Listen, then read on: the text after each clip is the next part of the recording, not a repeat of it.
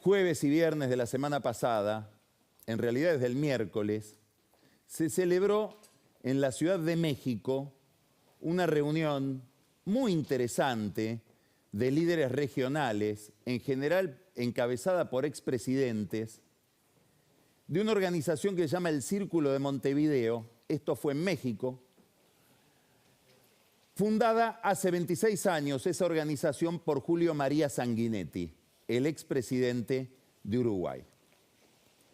Ahí estuvo Sanguinetti, obviamente, Felipe González, el chileno Ricardo Lagos, el expresidente Reina de República Dominicana, el expresidente del BID, banco que ahora es noticia por el recambio en sus autoridades, Enrique Iglesias, además de intelectuales, diplomáticos, profesores ligados a la ciencia política, y se trazó un panorama del estado del mundo, del estado de la región, que sobre todo Sanguinetti definió en dos variables: una gran incertidumbre por la dinámica del mundo, por la innovación, por el cambio, sobre todo por el cambio tecnológico, que convive con dos fenómenos anacrónicos.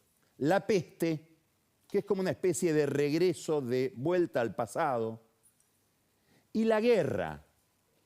Una guerra, dijo ahí Sanguinetti, napoleónica, es decir, una guerra de expansión territorial, de naciones, de lucha por la frontera, algo que parecía no existir más. Es más, él recordó que en 1870 Carlos Marx anunció que no iba a haber más guerras por el que el estado del capitalismo había llegado a una situación que requería para funcionar la paz.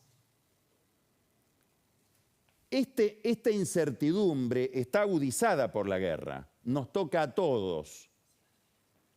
En el centro del problema aparece la inflación en sociedades que se olvidaron hace décadas de la inflación y que ahora ven el deterioro del salario, sobre todo en Europa. Y aparece la gran incógnita energética, que está ligada al problema de la inflación. Familias acomodadas, que no pasan ninguna necesidad, por ejemplo en España, están rehabilitando las viejas chimeneas para calentarse en este invierno con leña, por lo que va a ser un invierno muy crudo, que ya empezó a ser crudo hoy, por ejemplo, en Madrid, el precio del gas. Miren esta noticia que aparece hoy en los medios internacionales. Se está jugando el Mundial en Qatar. Sin embargo, las autoridades de Qatar, además de mirar la pelota, miran las ventajas que se le ofrecen en esta nueva escena y acaban de firmar un acuerdo, se conoció hoy, de 27 años con China para venderle gas licuado. Es una noticia china. La empresa Sinopec, que es socia en la Argentina, tiene una operación en la Argentina con British Petroleum y con Bridas, de la familia Bulgeroni. Esa empresa, Sinopec, es la que firma el contrato para proveerse de gas en Qatar durante 27 años. ¿Qué quiere decir? Que los chinos están mirando que la transición energética hacia otras fuentes de energía se ha lentificado, va a ser mucho más lenta de lo que se suponía y quieren aprovisionarse de gas y asegurarse ese insumo por 30 años prácticamente. Y mientras se celebra el Mundial en Qatar, las autoridades cataríes firman este contrato colosal. Si nosotros tuviéramos un gasoducto o dos gasoductos, una planta de licuefacción y un puerto, y si tuviéramos una institucionalidad más estable o más confiable, podríamos hacer también un negocio parecido, considerando lo que tenemos o lo que posee el país en manera potencial, hasta que esas cosas no se hagan en vaca muerta. Esta incertidumbre plantea una crisis. El que se encargó allá en México de describirla fue Felipe González, del que vamos a hablar varias veces esta noche, una crisis de liderazgo. González dijo, ¿cuál es la función de un líder? ser un proveedor de incertidumbre para el resto, de certidumbre. ¿Y cómo es que se puede proveer certidumbre si la única certidumbre vigente es la incertidumbre? Acá está el problema de la sociedad que mira a sus líderes y espera algo que ellos no proveen. Por momentos no los entienden. Y viene el desacople entre el electorado, la ciudadanía, la sociedad, el pueblo y la política. No es un tema solo de la Argentina. En la Argentina uno mira al gobierno, lo mira Alberto Fernández y muchas veces hay cosas que no entienden. No lo entienden muchas veces ni los propios. Esta noche vamos a hablar con Andrés Larroque, el Cuervo Larroque, que es un dirigente de la Cámpora especialmente severo con el gobierno de Fernández. Mucho menos lo entienden aquellos que no son propios. Pero no es un tema solamente de Fernández. Hubo una escena muy técnica, ligada a un organismo cuyo significado no está a disposición de todo el mundo. Es el Banco Interamericano de Desarrollo, probablemente uno de los bancos de desarrollo más importantes del mundo, el más importante de la región. Se discutía la presidencia de ese banco después de que fue removido Mauricio Claver Carón por problemas de conducta dentro del banco, conflictos de interés, etc. Había que elegir al nuevo presidente. Finalmente se impuso el brasileño Ilan Goldfein, muy conocido de la Argentina, porque es el encargado del hemisferio occidental, de la sección, digamos, de Américas, del Fondo Monetario Internacional, el que negocia con Massa el acuerdo que tiene la Argentina en el marco del Fondo Monetario Internacional. Ahora, el presidente de México postuló a una candidata, Alicia Bárcenas, que viene de la CEPAL, después la retiró, postuló al segundo del Banco Central. No se entiende por qué la postuló y la dejó de postular, probablemente porque desde Estados Unidos, desde el Partido Republicano, le dijeron a Bárcenas que era comunista.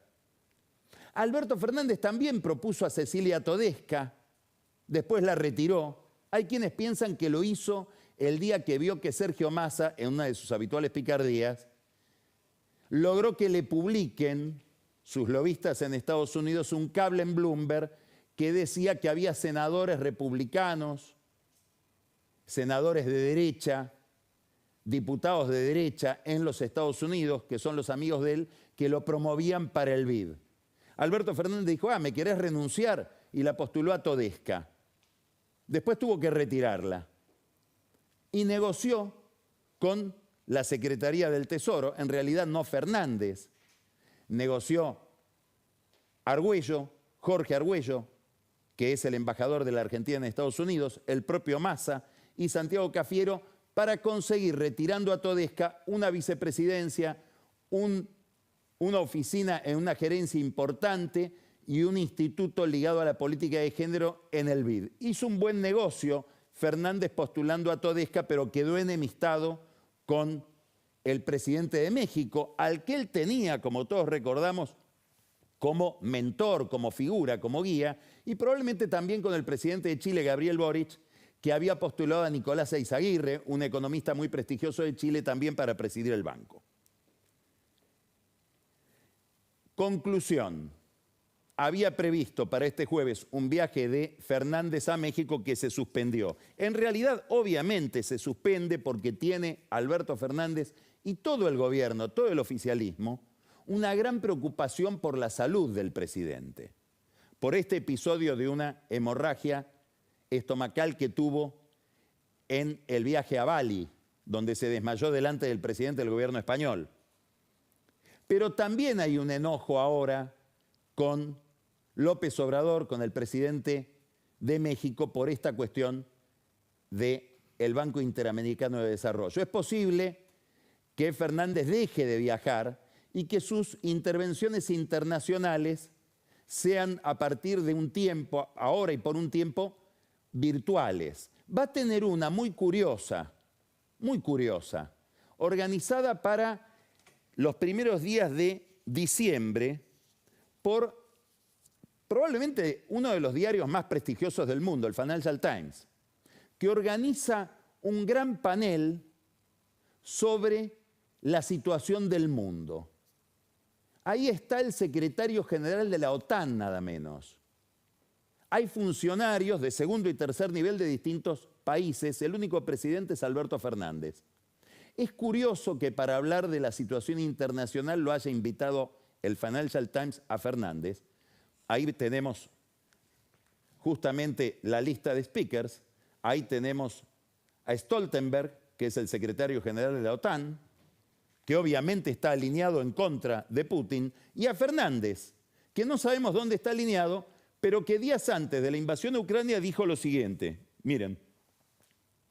Y creo que inclusive tenemos que ver la manera que Argentina se convierta de algún modo en una puerta de entrada para América Latina, para que Rusia ingrese a América Latina de un modo más decidido.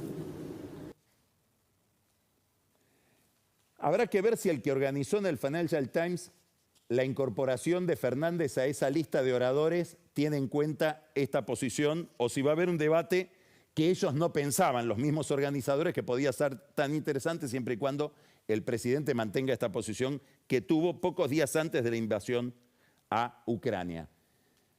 Volvemos a Felipe González. Desconcierto de la gente frente a líderes que están desconcertados, que deberían proveer certidumbre y proveen, en el caso de Fernández, ese oficio de proveedor de incertidumbre es especialmente enfático, insistente, proveen justamente incertidumbre. Esto se refleja, por supuesto, en la percepción general que la gente tiene de la política y en el caso de la Argentina del gobierno. Se acaba de publicar una encuesta, es una encuesta independiente que la lleva adelante la Universidad de San Andrés, es esta, encuesta de satisfacción política y opinión pública. Y vamos a recorrer esta encuesta que se realizó entre el 28 de octubre y el 11 de noviembre, en distintos aspectos de lo que muestra, porque traza un panorama, un retrato muy interesante de lo que pasa hoy en la Argentina, de las relaciones de poder y sobre todo de la percepción de la gente respecto del poder. Esta es la imagen que tiene el público del gobierno de Fernández, los niveles de satisfacción o de insatisfacción. Acá tenemos, en plena cuarentena, en plena pandemia, este pico de satisfacción frente a lo que fue la gestión de Fernández y este derrumbe que es llamativo y que lo sigue haciendo bajar y que lo tiene hoy en un 11% de consideración pública respecto de lo que la gente mira como prestaciones del gobierno. Bueno, acá hay un problema. Acá hay un problema. Digamos, cuando el oficialismo ve este número, es obvio que haya una crisis, que haya discusiones y que haya incertidumbre en los dirigentes. Es la incertidumbre de los dirigidos. Ahora, cuando uno abre la lente y ya no mira el gobierno, no mira, mejor dicho, el Poder Ejecutivo, no mira el desempeño del presidente, sino que mira cómo el electorado, la ciudadanía, observa a la política en general, al Estado en general también, ve que la situación es deprimente. Miren en esta encuesta de la Universidad de San Andrés la consideración que la gente tiene respecto de los poderes del Estado. La insatisfacción supera el 80% en todos los casos. El Senado, 55% muy insatisfecho. 25% algo insatisfecho. Solo el 14% está satisfecho. Con el Poder Judicial, peor, 14%. Es decir, está en la misma situación. La insatisfacción total es del 60%. El Poder Ejecutivo, lo mismo, 14% de satisfacción, más del 60 o 60 de insatisfacción absoluta. La Cámara de Diputados, 14% también. La marcha general de las cosas, lo que veíamos en el primer cuadro, 11% de satisfacción, 64% de insatisfacción absoluta. 24% algo insatisfecho. Bueno, este Este es un cuadro preocupante. Nos presenta cuál es la salud de las instituciones frente a la gente que espera cosas de ellas. Vamos a seguir mirando ahora la situación de los políticos en particular. Esta es la aprobación del presidente. Vemos lo mismo que en el otro cuadro, cómo decae la aprobación azul y el colorado, que es cómo crece la insatisfacción hasta llegar al 76%. Cuando uno escucha el discurso de Cristina Kirchner, haciendo un esfuerzo denodado por separarse del gobierno y por ponerse una plataforma crítica respecto al gobierno, es indudable que tiene en su cabeza estos números. ¿Cuál es la imagen de los políticos? Vamos a seleccionar. Acá, esto es todo mala y muy mala, muy buena y buena, azul y celeste, y en el medio el desconocimiento. ¿Qué es lo que importa en este tipo de encuesta? Ver el saldo de positivo y negativo. Acá hay un dato principal, todos dan negativo. Es decir, no hay nadie que se salve. En general la imagen negativa es mayor que la positiva, la desconfianza es mayor que la confianza. El que en términos de saldo estaría mejor es Larreta. Positiva 40, pero el saldo tiene más negativa, el saldo le da menos 8. Para ir a los más competitivos, Bullrich, 16, menos 16. Es decir, también tiene saldo negativo. Javier Milei, que parece ser la estrella, menos 26. Poco nivel de desconocimiento, pero mucha negatividad. Es decir, pareciera que según la encuesta de la Universidad de San Andrés, tampoco por ahí la gente estaría buscando una solución, a pesar de lo impactante de la figura de Milei. Macri, 33% de diferencial negativo. Sigue estando mal la imagen de Macri. Todo esto es negatividad. 41% de gente que dice que jamás lo votaría. Bueno, acá se explica por qué sigue especulando, sigue orejeando, no da vuelta a la carta, no dice quiero ser candidato, está esperando corregir estos números. Cristina Fernández de Kirchner también sigue mal, 61% de gente que jamás la votaría. Acá está el problema de cualquier candidato frente a un régimen de balotaje, cuando se le junta todo en contra, por la imagen negativa. 43% de saldo negativo. Alberto Fernández, bueno, acá está la pesadilla del oficialismo, ¿no? Del Frente de Todos, 54% de negatividad. Es decir, si viéramos una disputa imaginaria, una primaria, una interna, entre Cristina y Alberto, obviamente, en este cuadro gana Cristina. Lo otro es, esto es imagen. En este momento es mejor medir la imagen que la intención de voto, porque no hay campañas, las elecciones son muy lejanas, mucha gente todavía no sabe ni qué se elige. Pero miren lo que es la intención de voto. Seleccionados los candidatos. Larreta, entre los que lo votarían seguro y los que podrían votarlos, hay 43 puntos. Hay igual 44% que nunca lo votaría. Daría la impresión de que sigue siendo competitivo Larreta. Probablemente por eso lo atacan tanto dentro de su propio partido. Bullrich, que sigue estando en una situación competitiva. El problema de Massa, 60% que no lo votaría. Y bueno, Cristina Kirchner, 66% y 67% Fernández que no lo votarían. Este Colorado de la negatividad, más allá de la anécdota de cada uno, más allá de pensar en las candidaturas, este es el problema. Este es el problema de la vida pública hoy en la Argentina.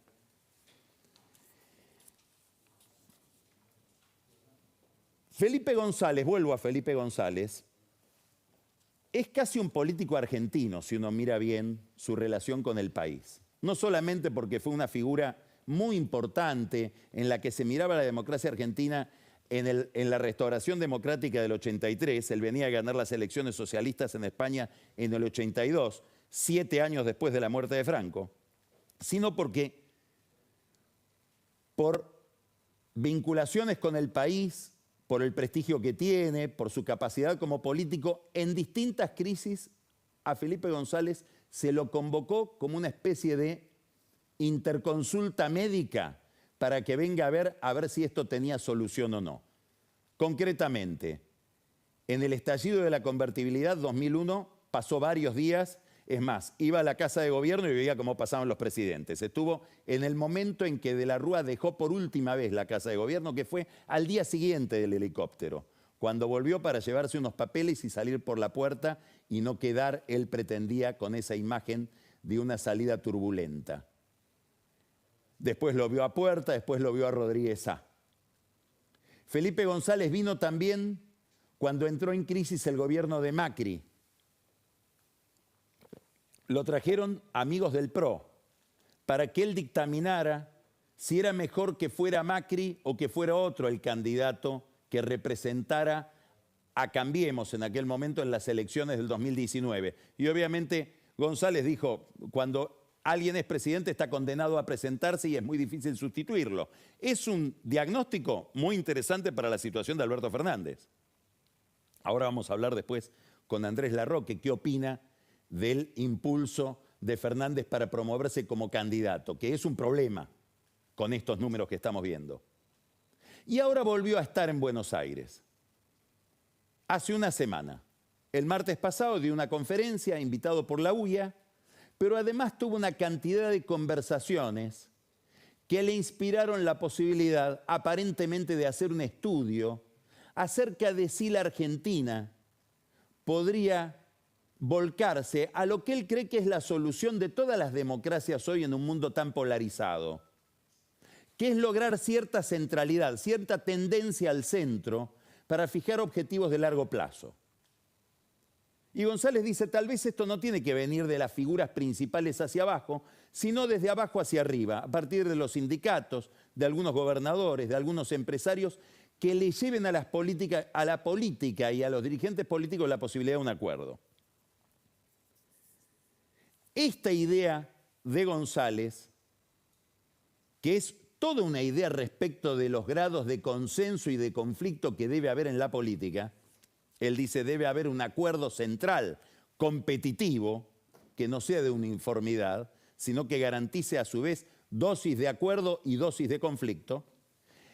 Hace juego con una iniciativa que nace del radicalismo de la capital esta semana y es un documento de convocatoria también al diálogo político, haciendo palanca sobre una efemérides. El 19 de noviembre, 2 días después del discurso de Cristina Kirchner en La Plata, se conmemoraron los 50 años del mítico abrazo entre Perón y Balbín. Hoy, Camila Perochena en El espejo de la historia nos va a reconstruir esa escena, nos va a explicar qué significaba en ese momento y a la luz de tantos años de historia que vienen desde los años 50, que Perón se abrazara con Balbín. ¿Qué dicen estos radicales que están en conversaciones con peronistas?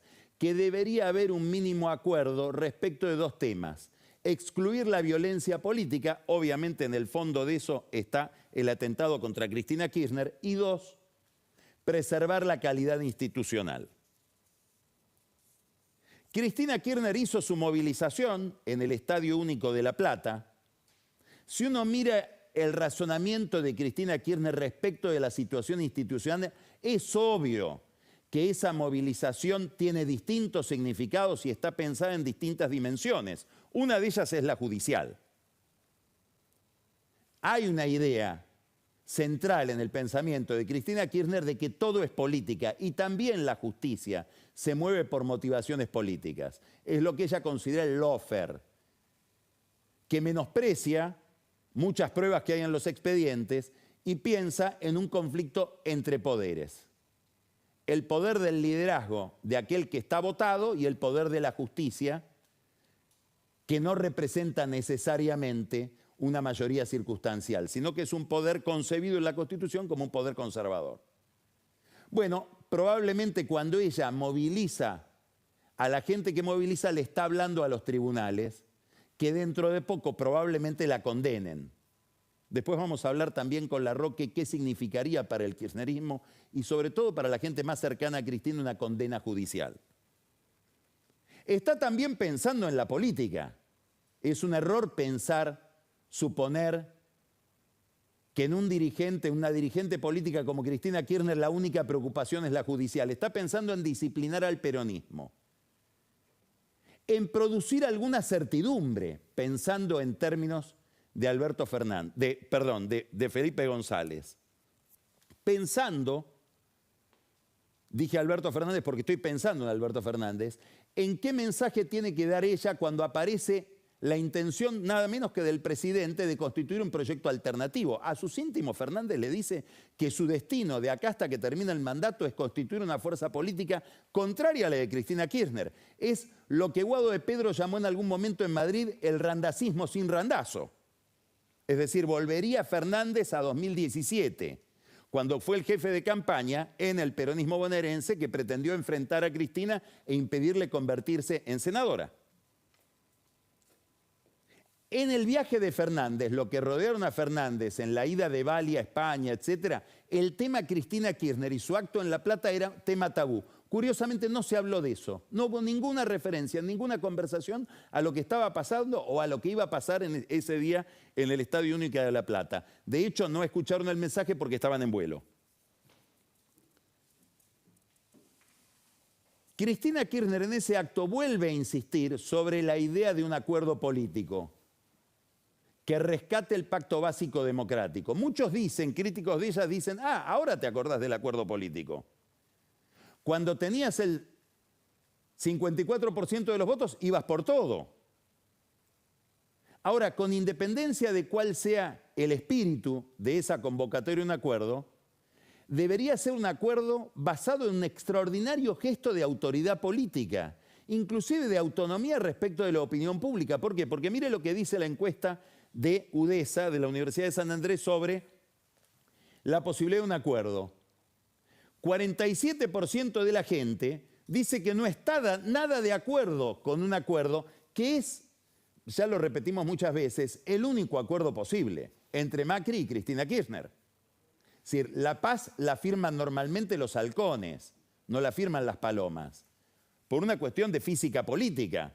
El que lleva a una fuerza política a un acuerdo tiene que llevar toda esa fuerza política. No puede quedar otro denunciando a los que están pactando. Por eso fue tan interesante que en los hechos, lo que está registrado, el único actor de la política que se acercó a Cristina Kirchner y que ella admitió el acercamiento en el último año fue Macri, a través del senador José Torello. Todos los demás calificados de acuerdistas, Larreta, los radicales, etc., ninguno estuvo tan cerca de Cristina como Macri en la figura de Torello. Ese acuerdo entre Macri y Cristina pareciera estar condenado por la gente. Más del 50% piensa que sería algo negativo. Es decir, que la contradicción, la polarización, la discordia está en la sociedad, más del 60%. 20% solamente estaría de acuerdo y muy de acuerdo solamente 5%. Bueno, este es el estado de la opinión pública respecto de la política. Cuando los políticos se pelean entre ellos, cuando establecen que la usina de poder es el conflicto, que el poder se obtiene en el conflicto y no en el acuerdo, ¿lo hacen porque tienen una estrategia propia o están haciendo seguidismo de su propio electorado? Es un perro que se muerde la cola. porque esto también obedece al mensaje de la política. En ese discurso, Cristina Kirchner volvió a insistir en su distanciamiento respecto de la situación económica, con una posición muy incómoda. ¿Por qué? Porque tiene que criticar los resultados de la política económica sin herir a Sergio Massa, que está ahí con el respaldo tácito de ella. Ahora, esta es la política de Massa. Miren este cuadro. Esta es la encuesta de UDESA respecto de el estado de satisfacción o insatisfacción respecto de la política económica. Fíjense cómo más del 60% está insatisfecho, muy insatisfecho 42%. Ahora, ¿por qué? Vamos a mirar ahora un cuadro muy interesante, que es la política fiscal, observada nada menos que por la Oficina de Presupuesto del Congreso. El Congreso tiene una oficina encargada de analizar y de hacer el seguimiento de la política fiscal, del gasto, de los ingresos, del déficit, de cómo se va ejecutando el presupuesto, cuánto se gasta respecto de lo que se había previsto, etc. Es una oficina de alta calidad técnica y una gran autonomía política. Podríamos decir que está bajo la dependencia de Cristina Kirchner y en este momento de Cecilia Moró, que es la presidenta de la Cámara de Diputados. ¿Qué nos está mostrando acá? Nos está mostrando la ejecución presupuestaria y la variación año a año del equilibrio fiscal. ¿Qué vemos acá? Los gastos primarios del gobierno. Esta es la etapa enero, febrero, marzo, abril, mayo, junio. Esto es Martín Guzmán. 19% de aumento, 12,8% de expansión, 16,8% en marzo, 9,8% en abril. Y esto es Massa. Esto es el ajuste. Lo que está pasando es que Massa está pagando la fiesta fiscal de Guzmán. Hay una especie de incoordinación entre lo que sería el juicio del kirchnerismo respecto de la política económica, porque a Guzmán se lo sacó por hacer un ajuste que no hizo. Y llega Massa para llegar más rápido al lugar donde Guzmán decía que quería llegar, pero no llegaba. Este es el ajuste fiscal de Massa, que tiene esta dimensión para llegar a fin de año a la renovación del crédito con el fondo, que le pide justamente que corrija lo que no hizo Guzmán durante la primera mitad del año. Y yo lo había dicho al fondo en ese informe técnico, creo que del mes de junio, donde le dice, mira, para cumplir vas a tener que hacer un gran apretón del cinturón porque te relajaste mucho durante los primeros meses del año. Muy bien. Ahora, si uno mira la historia de la economía argentina en los últimos años, y vamos a lo que fue el gobierno de Macri en el año 19, que es el año en que plenamente se intenta cumplir el acuerdo con el fondo, bajo el régimen o la administración de Nicolás Dujovne, estos son los números. Ingresos y gastos. ¿Qué pasó con los gastos? Hubo una retracción de 6,4. Real, es decir, estamos hablando en relación con la inflación, 6,4 a pesar de la inflación por encima de la inflación. 6,1 en prestaciones sociales de contracción, subsidios económicos 28,9 menos. Transferencias a provincias 13,3 menos. Gastos corrientes 3,2. Hubo sí pago de intereses. Esta es la denuncia que hace el kirchnerismo respecto al gobierno de Macri, el problema de la deuda. Pero hubo una contracción que nos haría pensar que entre la política de Massa y la política de Dujovne hay bastante parecido. Es decir, acá hay un abrazo Perón-Balbín secreto, probablemente inconfesable, incomodísimo para el kirchnerismo. Porque la pregunta que habría que hacerle a Cristina Kirchner es, supongamos que pasa lo siguiente, Dios no lo permita, Alberto Fernández se harta y renuncia, y ella asume la presidencia. ¿Podría seguir una política económica distinta de la que vimos en el cuadro anterior, con los números de Massa? Esta es una pregunta importante. Es decir, ella tiene un proyecto distinto del gobierno para volver a lo que sería el paraíso perdido de su propia administración y de la de Néstor, o aquellas administraciones dieron las prestaciones económicas que dieron porque el mundo era otro, porque estábamos, volviendo a una palabra que le gusta mucho a Julio Sanguinetti, en la bonanza del gran ciclo asiático. ¿Podría hacer Cristina algo distinto de lo que está haciendo Massa? Esta es una pregunta importante, pero hay una pregunta más importante. Y es una pregunta sobre Juntos por el Cambio. Y la pregunta es, supongamos que asume el gobierno Mauricio Macri, que se decide a ser candidato, se postula y gana. Macri, con el peronismo enfrente, con los movimientos sociales enfrente, ¿va a poder hacer algo mucho más severo? ¿Va a poder hacer un ajuste mucho más riguroso? ¿Va a poder representar, como dice él, el cambio de manera mucho más nítida que lo que hoy logra hacerlo Massa? Con Cristina detrás, con los gobernadores detrás, con los sindicatos detrás y los movimientos sociales relativamente disciplinados. La pregunta es, ¿este país admite más ajuste que el que hoy está llevando adelante este gobierno y que encarna Sergio Massa? Esta no es una pregunta para Cristina Kirchner, es una pregunta para los halcones de Juntos por el Cambio.